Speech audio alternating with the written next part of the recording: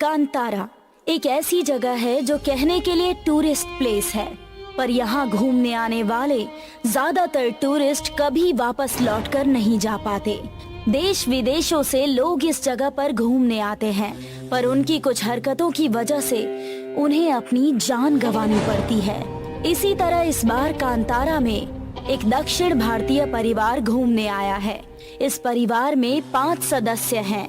परिवार के मुखिया हैं श्री त्रिलोक सिंह, उनकी पत्नी है यशोदा, बड़े बेटे का नाम हिमांशु और बेटी का नाम सुप्रिया है, और इनके सबसे छोटे बेटे का नाम रोहन है, जो कि बहुत ही उदंडी किस्म का है। रोहन अपने भाई से अलग होकर जंगल में कुछ देखने लगता है। अरे रोहन, तुम कहाँ जा रहे हो? अरे कहीं नहीं भैया। तुम्हें पता है ना, ये जगह जितनी खूबसूरत है उतनी ही भयानक और डरावनी भी। अरे हाँ भैया, सुना तो है मैंने भी, पर हर सुनी बात सच नहीं होती ना। वो तो पता चल ही जाएगा, बस तू साथ में रह। रोहन को कुछ मजाक सूझता है और वो हिमांशु को डराने की कोशिश करता है। भैया वो देखो, आपके पीछे क्या है? हिमांशु घबराकर अचानक पीछे मुड़ता है और देखता है कि वहाँ कोई भी नहीं है। हिमांशु को इस तरह से डरते देख रोहन हंसने लगता है। देखा, डरा दिया ना आपको। बड़े बहादुर बनते फिरते हो हैं? अच्छा बेटा, मुझसे होशियारी करोगे हैं? रुको, बताता हूँ तुम्हें, रुक। रात होने दे, अच्छा मजा चखाऊंगा। ये दोनों बातें करते करते परिवार के बाकी लोगों से थोड़ा पीछे छूट गए थे। तभी त्रिलोक सिंह इन्हें आवाज लगाते हैं। अरे रोहन, तुम लोग इतना पीछे क्यों चल रहे हो भाई? आ जाओ, साथ में चलते हैं। अरे आ रहे हैं पापा, आप आगे चलिए, हम पीछे से आप ही को फॉलो कर रहे हैं। नहीं नहीं, सब साथ में जाएंगे, आ जाओ जल्दी। हिमांशु और रोहन बाकी सदस्यों के पास आ जाते हैं और अब ये लोग अंदर जंगल की तरफ जाने लगते हैं। कितना खूबसूरत जंगल है ना, चारों तरफ हरियाली ही हरियाली दिखाई दे रही है। हाँ, सचमुच बहुत खूबसूरत जगह है। खामखा लोगों ने इसे बदनाम करके रखा है। अरे नहीं माँ, यहाँ सचमुच भूत है। अभी कुछ देर पहले एक भूत ने हिमांशु भैया को डरा दिया। हिमांशु, रोहन क्या बोल रहा है ये सब? हाँ माँ, एक भूत है जिसने मुझे डराने की कोशिश की, लेकिन मैं डरा नहीं, और वो भूत हमारे ही बीच में है। हिमांशु रोहन की तरफ देखने लगता है और हंसने लगता है। देखो, मजाक मत करो, इस तरह का मजाक सही नहीं है। माँ, ये जगह भूतों वाली बिल्कुल भी नहीं लगती। आप फालतू में डर रहे हो। ये देखो, यहाँ कोई भूत वूत नहीं है। रोहन जोर से चिल्लाने लगता है। कोई है? कोई भूत है क्या हमारे आसपास? कोई भूत है? अगर कोई भूत है तो सामने आओ। लगता है डरपोक भूत डरकर भाग गया। देखो रोहन, यहाँ पर इस तरह की कोई मस्ती नहीं। अरे माँ, ये भूत वूत सब बकवास है। देखना, इतना बुलाने पर भी नहीं आ रहा है, तो बिना बुलाए कैसे आ जाएगा? यार, तुम लोग बातें ही करते रहोगे या कुछ नया दिखाओगे भी? क्या देखना है तुम्हें? हाँ? मैं भूत देखना चाहती हूँ। अरे भूत तो यहाँ है ही नहीं, वो मुझसे डरकर भाग गया, डरपोक कहीं का। रोहन ये सब बात कर ही रहा था कि तभी धीरे धीरे जंगल में अंधेरा छाने लगता है।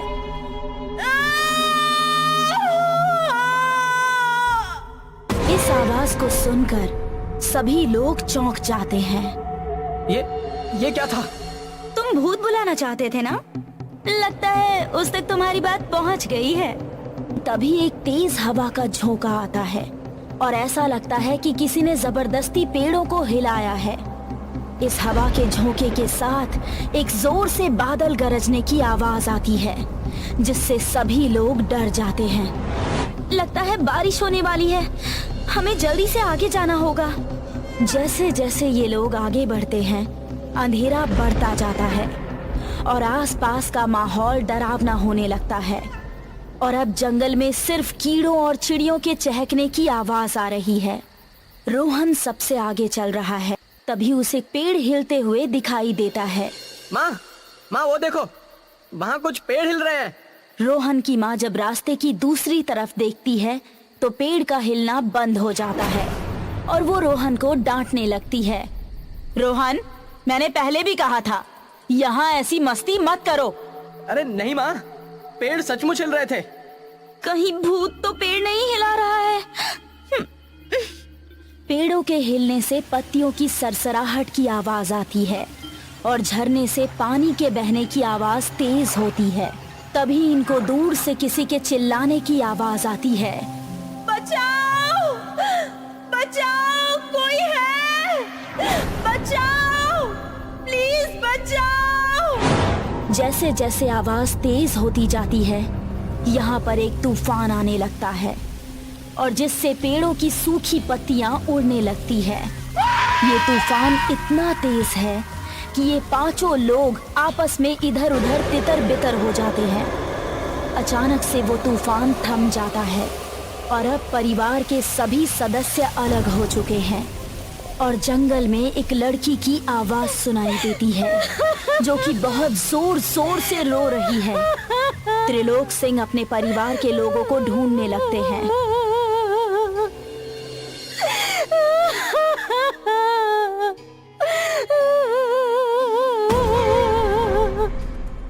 तभी त्रिलोक सिंह को अपने आसपास किसी के होने का एहसास होता है। वो पीछे मुड़ते हैं तो उन्हें झाड़ियों के पीछे कोई दौड़ता हुआ दिखाई देता है। वो जल्दी से झाड़ियों के पास जाते हैं जहां उन्हें खून ही खून दिखाई देता है और उन्हें वहां पर सुप्रिया के दोनों सैंडल पड़े हुए मिलते हैं। सुप्रिया, कहाँ हो तुम? त्रिलोक सिंह वहां बिखरी हुई खून की बूंदों का पीछा करते हैं और कुछ दूर जाने पर उन्हें एक मरा हुआ शरीर दिखाई देता है जिसे देखकर वो जोर से चिल्लाते हैं। तभी वहां पर यशोदा, रोहन और हिमांशु भी आ जाते हैं और सामने पेड़ पर लटकी लाश को देखकर ये तीनों चिल्लाने लगते हैं। लाश के पूरी तरह से चीथड़े चीथड़े हो चुके हैं। शरीर को किसी जानवर ने बुरी तरह नोच डाला है जिसे देखकर यशोदा बेहोश हो जाती है। रोहन भी डरकर रोने लगता है। लाश की हालत इतनी खराब है कि उसे देखकर पहचानना मुश्किल है कि ये किसी इंसान की लाश है या फिर किसी जानवर की। इसलिए त्रिलोक सिंह को अभी भी उम्मीद है कि सुप्रिया जिंदा है और वो उसे ढूंढने की कोशिश करते हैं। ये पेड़ पर लटकी हुई लाश किसी इंसान की है या फिर किसी जानवर की। अगर वो लाश इंसान की है तो क्या ये त्रिलोक सिंह की बेटी सुप्रिया है? अगर नहीं तो फिर सुप्रिया कहाँ है? इन सवालों के जवाब जानने के लिए जुड़े रहिए हमारे साथ कांतारा अ हॉन्टेड प्लेस पार्ट 2 में। इसी तरह की और भी हॉरर कहानियां देखने के लिए हमारे चैनल को सब्सक्राइब करें और बेल आइकन प्रेस करें।